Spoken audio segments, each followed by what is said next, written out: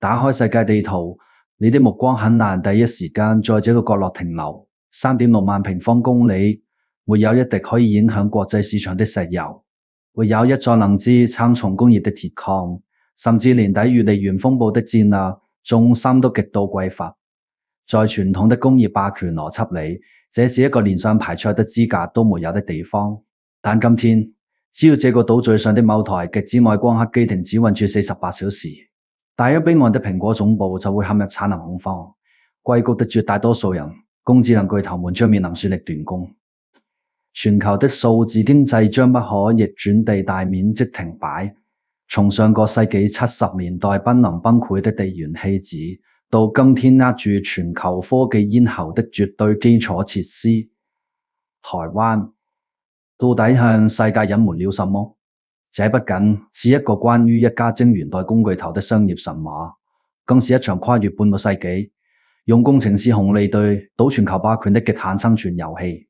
今天，讓我們撕開表象，看懂大國博弈背後那張真正無法被替代的地緣底牌。今天，當我們展開全球高科技產業的地緣版圖，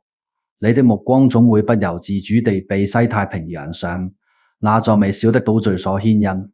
從傳統的政治經濟學邏輯來看，這幾乎是一個翻牆式的奇蹟。在人類浩瀚的工業發展史中，支撐起一個經濟體崛起的底層密碼究竟是什麼？是廣袤無聞的戰略腹地，是源源不斷的煤鐵礦床，是噴涌而出的廉價石油，又或者是數以計的內需消費市場？你看看上世紀中葉的美國，橫跨亞大陸的前蘇聯，乃至今天在沙漠上建立起財富帝國的中東巨富，在工業時代的鐵律裡，人們篤信一條真理：誰佔有自然資源的絕對份額，誰就握住了全球財富的咽喉。地緣政治學者麥金不曾提出過著名的心裝地帶理論，馬漢也提出過海權論。這些宏大的理論都在強調地理與自然稟賦對國家命運的決定性作用。但台灣呢？它什麼都沒有言語，正是這樣一個先天營養不良的邊緣地帶，在半個世紀後，硬生生地把自己追成了全球人工智能與數字文明跳動的心臟。它是怎樣做到的？想要解開這個地緣政治的終極盲盒，我們必須把時針死死地往回撥到1970年代，去看一眼那個在絕境中瑟瑟發抖的台灣。因為台灣高科技產業的真正發軔，從來不是源於什麼高瞻遠矚的浪漫幻想，更不是出於對未來科技的前瞻性預測，而是出於一種退無可退的極致恐慌，一種被逼到懸崖邊緣的生存本能。如果我們將歷史的顯微鏡對準1971年至1973年這極其關鍵的3年，你會發現當時的台灣正遭遇着一場前所未有的雙重絞殺。首先是地緣政治的轟然崩塌。1971年10月，聯合國大會通過第275號決議，台灣在國際政治舞台上遭遇了斷崖式的邊緣化。緊接着的1972年，日本宣布斷交。那從一夜之間被國際社會無情拋棄，隨時可能成為大國博弈棄子的地緣焦慮感，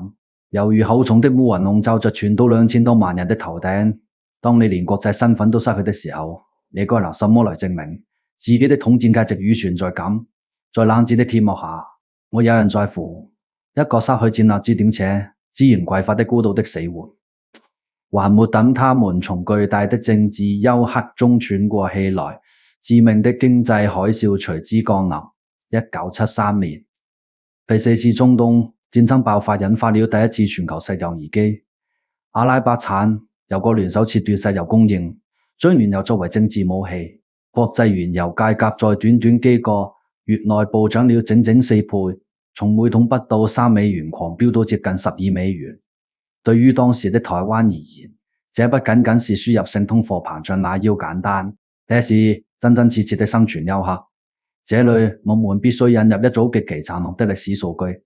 當時台灣的能源結構中，超過97%高度依賴外部進口，其中絕大部分就是來自中東的原油。而那個時候，台灣用來換取外匯的支柱產業是什麼？不是精密機械，更不是集成電路，而是處於全球產業鏈最低端的勞動力密集型代工。滿大街的工廠裡生產的是塑膠玩具、成衣紡織、廉價的化纖鞋子，甚至台灣當時曾是全球最大的雨傘出口地。試想一下，當一家依靠微薄利潤生存的塑膠玩具廠，其上游石油化工園料成本瞬間飆升4倍，而下游的歐美採購商卻憑借強大的議價能力拒絕漲價時，結果只有一個，全行業的利潤瞬間被清零，隨之而來的就是大規模的工廠倒閉或失業潮。沒有豐富的礦產資源兜底，沒有龐大的外需市場作為緩衝，只要中東的沙漠裡打個噴嚏，這裡的經濟體徵就會瞬間陷入衰竭。面對這樣的絕境，我們不妨做一個橫向的歷史切片對比，在同一個時空座標下的1970年代，南美洲的委內瑞拉正因為油價暴漲而賺得盆滿缽滿，阿根廷依然躺在廣袤的潘帕斯草原上享受着農牧業的紅利，中東的皇室們開始在歐洲瘋狂購買奢侈品和豪宅。這些家裏有礦的國家沉醉於大自然毫無保留的饋贈中，自然而然地患上了經濟學上著名的荷蘭病。我係荷蘭病，就是指一個經濟體因為過分依賴單一自然資源的大量出口，導致本位升值、勞動力成本上升，最終使得其他製造業和創新產業徹底萎縮，失去國際競爭力。擁有資源不僅剝奪了他們進行痛苦產業升級的動力，更剝奪了他們對未來危機的不安全感和焦慮感。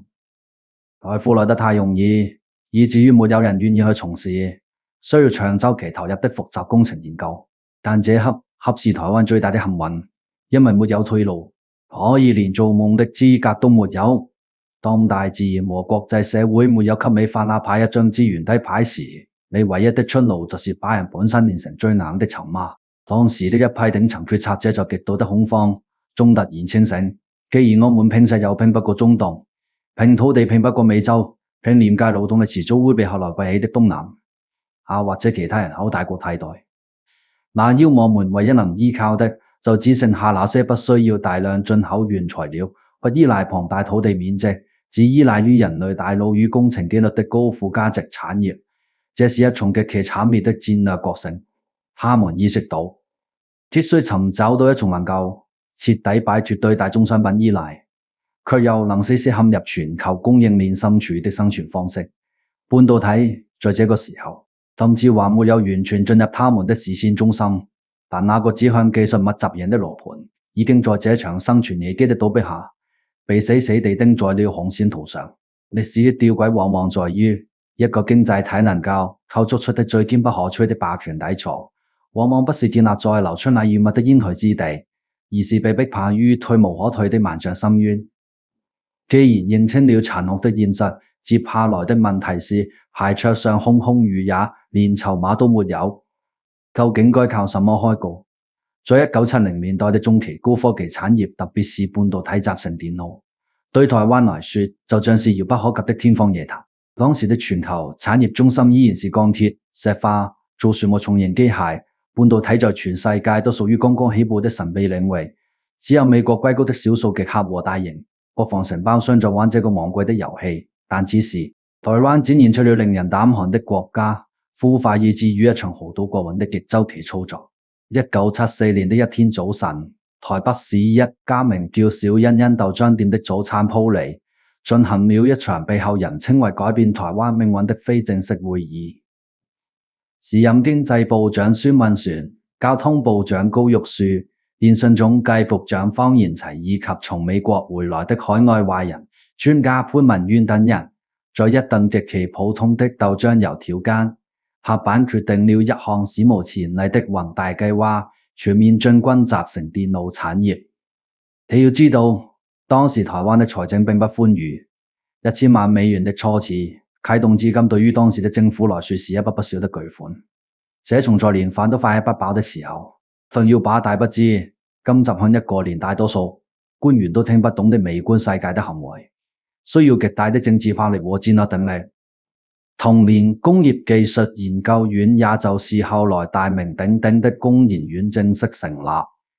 但光有研究機構沒用，半導體產業不是靠在黑板上寫公式就能做出來的，它需要極其複雜的製造工藝和設備。技術從哪裡來？自己研發已經來不及，也沒有那個基礎。既然沒錢買最頂級的技術，那就去偷師。1976年，工研院啟動了著名的無線電公司技術引進計劃，即係 CA 計劃。台灣在全島精挑細選了19名極其優秀的年輕理工科工程師，把他們送到美國 RCA 公司去當學徒。在這批參與 RCA 計劃以及工研院早期建設的年輕工程師中，誕生了台灣半導體產業的半壁江山。他們之中有後來成為台積電副董事長的陳繁成、聯華電子的董事長曹興誠，以及聯發科的創始人蔡明介。這群被寄予厚望的年輕人，在異國他鄉的美國工廠裏，每天工作長達15個小時，像海綿一樣瘋狂吸收着美國即將淘汰的 CMOS 技術。他們不僅學習技術理論，更學習工廠的排班、量數的控制、設備的維修。幾個月後，他們連圖紙帶操作規範，甚至連焊房的設計標準，原封不動地搬回了台灣，並在工研院內建起了台灣第一座示範性晶圓廠。這標誌着台灣半導體從無到有的第一座里程碑。但這還遠遠不夠。高科技產業是一個吞噬資金和人才的無底洞，它需要的不只是幾個天才科學家，而是成建制、成規模的產業軍隊。為了解決高數則兵員的補給問題，台灣的頂層設計者們動用了最強悍的社會重塑力量。傾斜教育系統。從1970年代末開始，台灣大專院校的理工科招生規模開始呈現出瘋狂的擴張態勢。1971年，台灣大專院校的學生總數僅有18萬人左右，而到了1990年前後，這個數字已經突破了60萬。其中電子、電機材料、機械等相關科系的比例呈現出壓倒性的優勢。在這裡，我們必須再做一次極其深刻的橫向對比。在很多發展中地區，包括許多發達國家，最頂尖、最聰明的社會大佬往往會選擇進入金融投行、大型律師事務所或者體制內成為公務員，因為在那些地方，佢此財富的分配和權力的中心更近，回報也更迅速。但在1980年代到2000年的台灣，整個社會形成了一種極其罕見且堅固的價值共識：最聰明的大佬必須去做芯片，無數的精英學生以考入電機系為榮，這為後來台灣半導體產業提供了世界上最密集、最優質且最具性價比的工程師紅利。與此同時，孫運璇和李國等等技術官僚還做到了一件至關重要的事情：堅決放權給技術專家，並建立起龐大的硅谷人才回流池。東南亞很多國家，比如馬來西亞曾搞過超級多媒體走廊，甚至拉美國家也曾試圖由國家主導高科技產業，但往往因為外行指導內行，最終陷入官僚主義的繁文縟節和龐大的資源尋租泥潭。而台灣則在此時通過設立新竹科學園區，創造了一個微縮版的加州硅谷環境。政府提供極低的稅率、完善的基礎設施和極高的企業自主權限，瘋狂吸引那些已經在 IBM 德州儀器、英特爾、惠普等美國頂級科技巨頭中打拼到中高層位置的留美華人科學家回流。這批人帶回來的不僅是世界最前沿的技術視野，更是成熟的跨國公司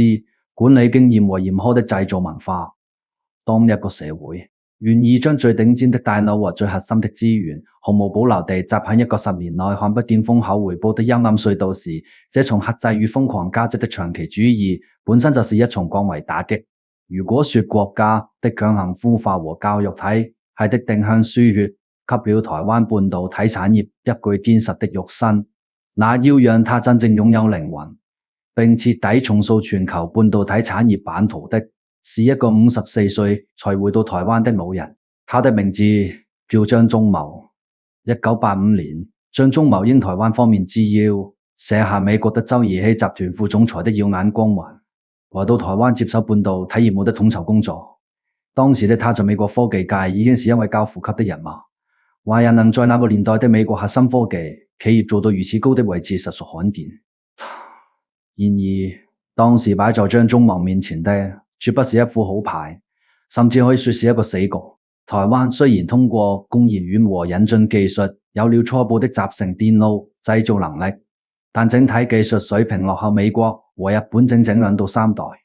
在那個年代，全球半導體行業遵循的是一從來打不動的鐵律。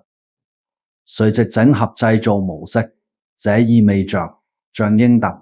三星、德州儀器、日本電器這些超級巨頭，都是自己設計芯片架構，自己投資電焊製造，自己封裝測試，最後貼上自己的品牌標籤，在全球銷售。在垂直整合的叢林法則裏，強者恒強。台灣那些剛剛起步的小公司，想要在這從全產業鏈閉環的模式下和全副武裝的歐美日現代商業軍隊競爭，簡直就像是拿着木棍的原始人試圖阻擋坦克的衝鋒。怎麼辦？張忠謀在深思熟慮後，提出了一個在當時所有人看來都荒謬絕倫，簡直是自廢武功的商業模式——純晶圓代工。1987年，台灣積體電路製造公司即台積電正式掛牌成立。張忠謀向全世界的芯片節記者宣布了一條極其克制，甚至顯得有些卑微的鐵律：台積電永遠不設計自己的芯片品牌，我們不生產終端產品，我們只為客戶提供純粹的製造服務。當時，全世界的產業觀察家都在嘲笑這是一個毫無前途的苦力活，因為在產業鏈的微小曲線兩端，利潤最豐厚的永遠是前端的研發設計和後端的品牌營銷。你放着利潤豐厚的設計環節不做，卻去承接最重資產、最苦最累、風險最大的製造環節，這簡直是愚蠢至極。起初的幾年，台積電確實步履維艱，沒有人願意把訂單交給一個不知名的小島工行。但張忠謀有着超越時代的戰略眼光，他深刻地洞察到了半導體產業發展的暗流。隨着摩爾定律的無情推進，芯片晶體管密度每隔18到24個月翻一倍，芯片製程越來越微縮。第一座先進晶圓廠的資本支出正在呈指數級暴漲，從早期的幾千萬美元一路狂飆到幾億美元、幾十億美元，乃至於今天建一座3萬米晶圓，看動輒需要200億美元以上的恐怖天價。張忠謀篤定，總有一天半導體製造會變得極其昂貴且複雜，以至於就連那些不可一世的歐美垂直整合巨頭，也會因為無法承擔巨額的工焊折舊和高昂的研發費用而陷入財務困境。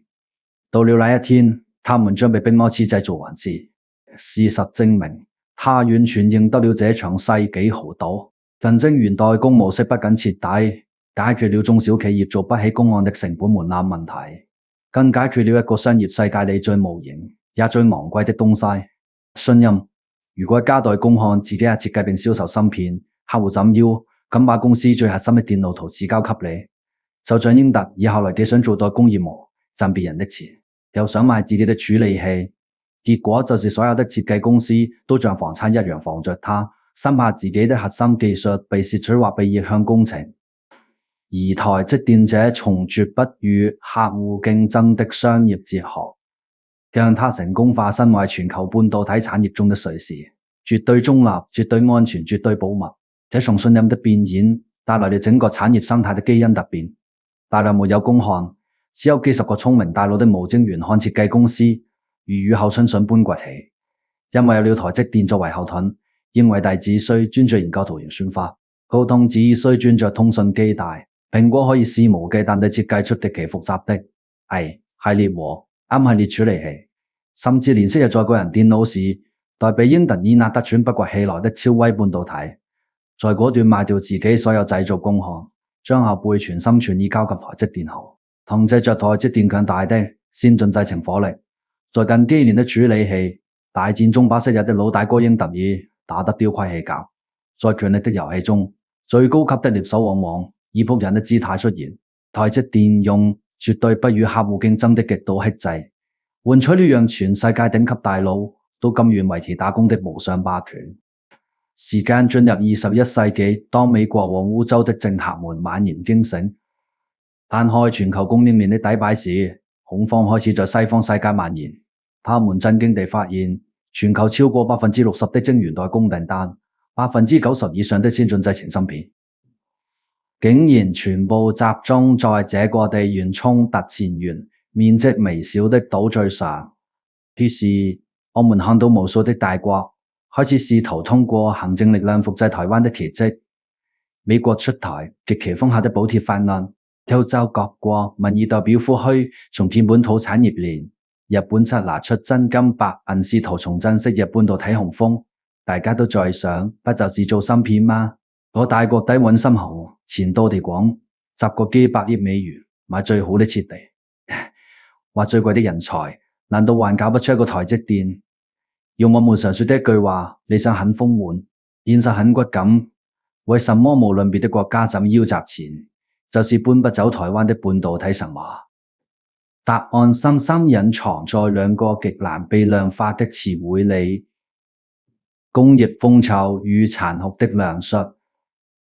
外界對半導體製造的認知往往存在一個極其天真的誤區，以為只要有足夠的預算，去荷蘭阿斯麥公司排隊買到最先進的極紫外光刻機，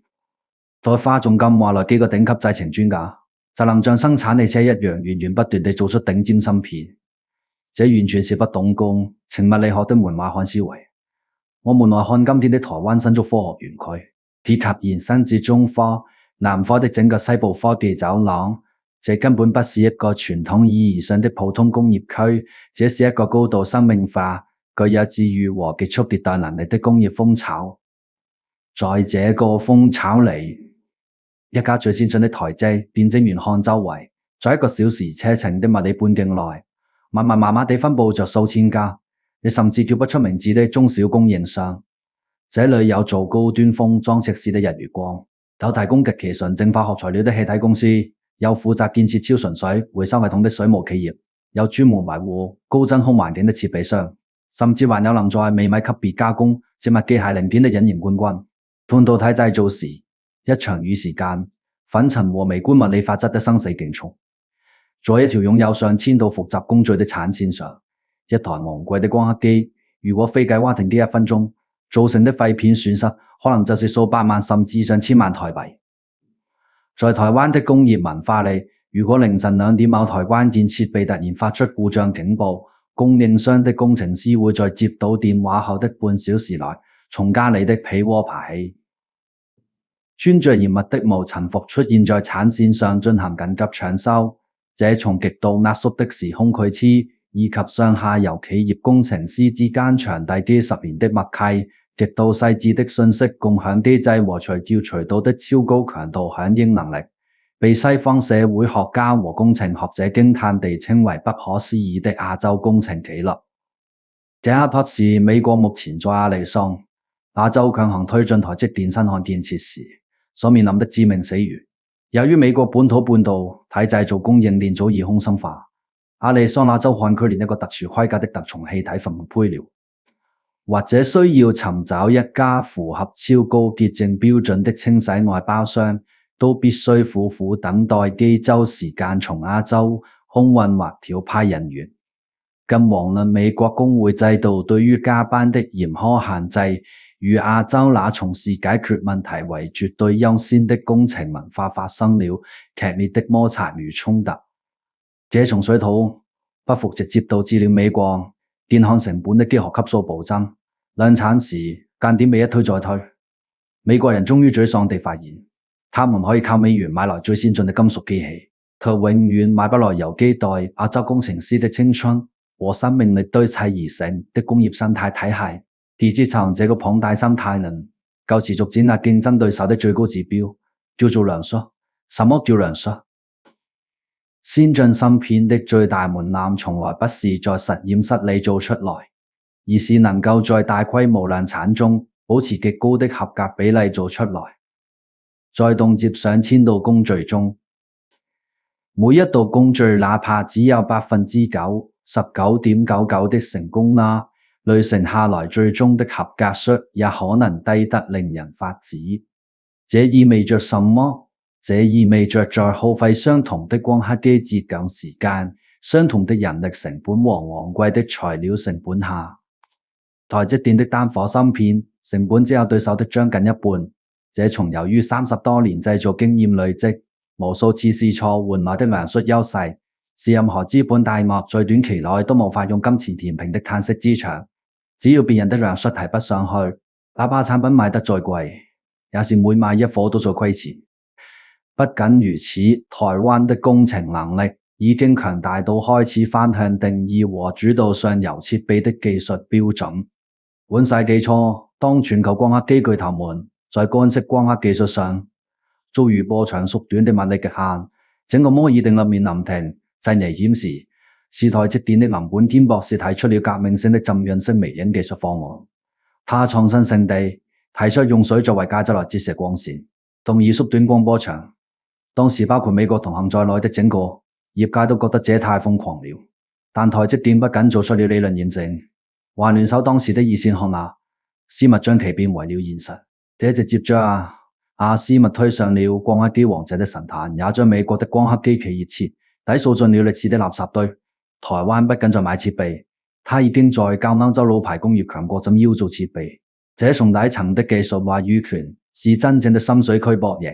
硅谷的傲慢在於，他們以為用幾行優美的代碼和絕妙的算法就能輕易改變世界，但台灣的冷酷在於，他用1萬個不眠之夜和精算到原子的製造紀律，死死捏住了世界物理法則的底線。時鐘撥到今天，我們已經徹底告別了純粹的互聯網應用時代，踏入了一個由底層算力絕對主導的全新紀元。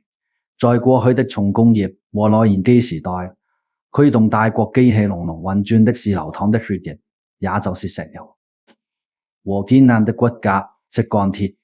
而在今天的數字革命與人工智能時代，驅動全球經濟增長、主導未來軍事霸權和國家核心競爭力的，是無處不在的神經，也就是海量數據和具有深度思考能力的大腦，即高級芯片。2022年底，生成式人工智能語言模型橫空出世，瞬間引爆了全球的人工智能狂潮。隨後，天偉大的市值猶如坐上了一枚綁滿固體燃料的重型運載火箭，在極短的時間內連續突破1萬億、2萬億，甚至最高觸及3萬億美元的神話關口。其創始人黃仁勳也順理成章地成為了全球科技界最具權勢的交呼級人物。但是，即便強如英偉大，在其無比華麗的財務報表和震撼世界的算力藍圖背後，也隱藏着一個極其脆弱、牽一髮而動全身的命門。在這場人工智能的軍備競賽中，真正的算力瓶頸從來就不在於美國人捨不捨得出更優秀的軟件算法，甚至不在於英偉大的架構設計有多精妙，而是死死卡在代工製造與先進封裝環節。目前全球最頂級的那些人工智能加速芯片，極度依賴於台積電獨步天下的基底上晶圓上芯片封裝技術。因為人工智能芯片需要的晶體管數量實在太龐大了，單片硅晶圓已經無法容納，必須將多個芯片通過極其精細的三維結構封裝在一起，以實現超高帶寬的數據傳輸。這項技術門檻極高，量術極難控制。美國的科技巨頭們絕大部分旗艦級人工智能芯片都將面臨無法按時交付的絕境。美國的主流精英媒體曾用一個極其驚悚且充滿地緣壓迫感的詞彙來形容台灣今天的產業地位所合。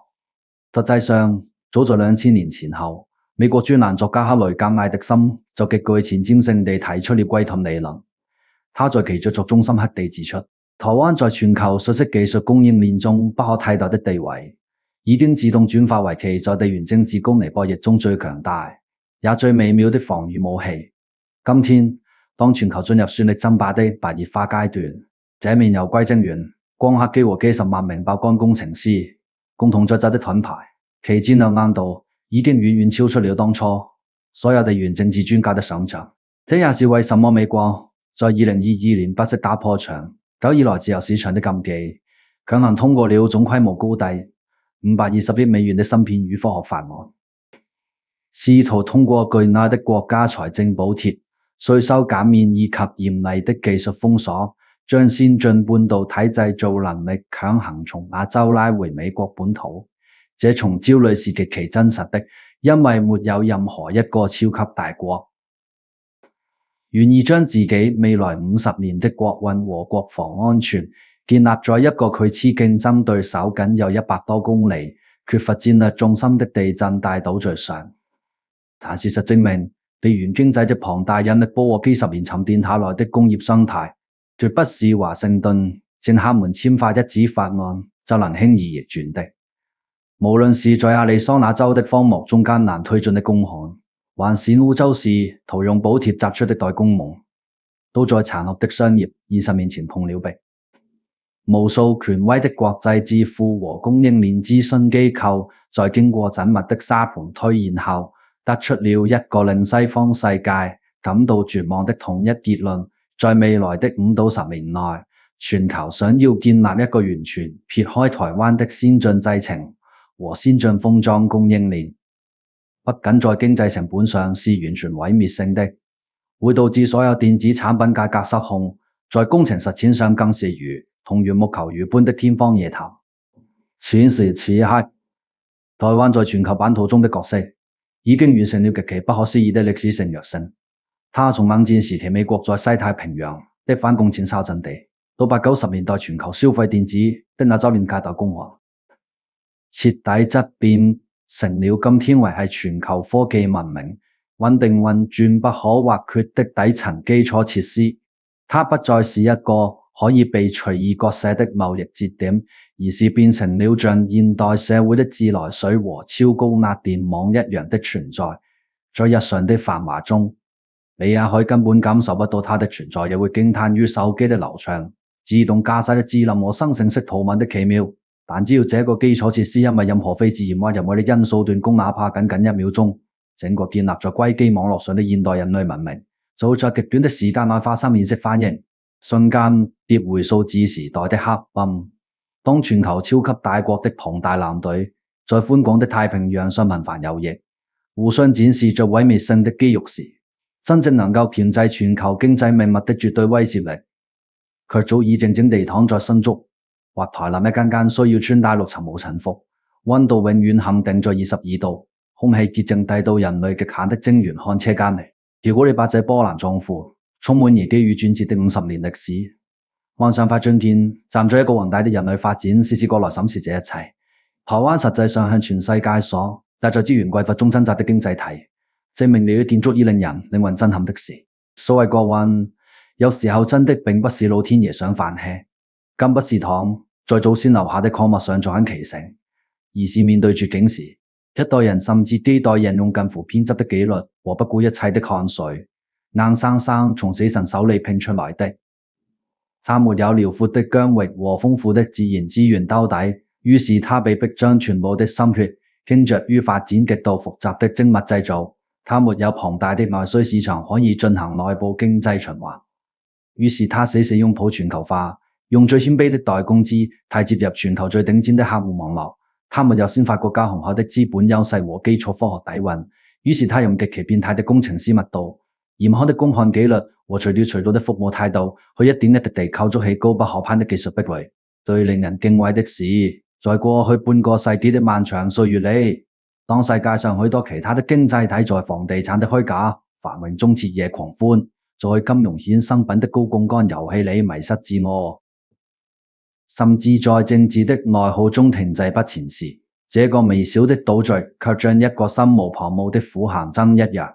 一代又一代地把全社會最聰明的大腦、最充沛的資源，死死地按在那些枯燥、精密、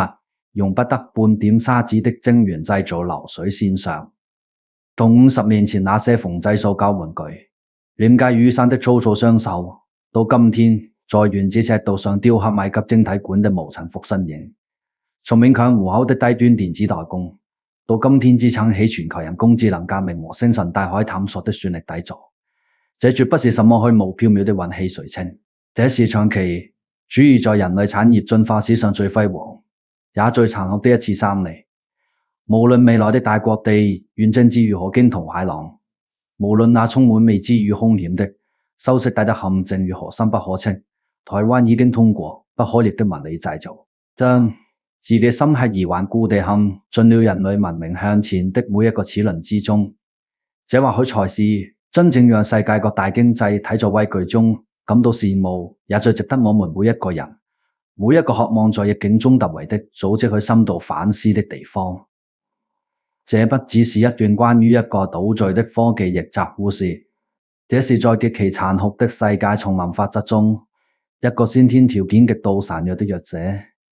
如何通過幾十年與一日極致的克制，專注與對技術的敬畏，最終在某一個維度上，讓所有自命不凡的強者都不得不向其低頭的終極生存啟示錄。看完這段跨越半個世紀、驚心動魄的產業暗戰與地緣博弈，你認為在下一個充滿變數的人工智能10年裡，那些試圖用巨額法案和行政指令來重塑供應鏈的大國，真的能夠成功剝持這從深入骨髓的依賴嗎？當歷史的巨輪駛入算力決定生死的深水區，技術的壁壘與地緣的重壓，究竟誰能笑到最後？歡迎在評論區留下你最具洞察力和穿透力的見解。如果你覺得這期萬字深度的愛用為你揭開了地緣政治真相和產業底層邏輯，請務必留下你的點讚、訂閱並分享給更多喜歡深度思考的朋友。我們下期將繼續帶你撥開信息繭房的迷霧，用冷靜的上帝視角，硬核拆解大國博弈背後最真實的底層密碼。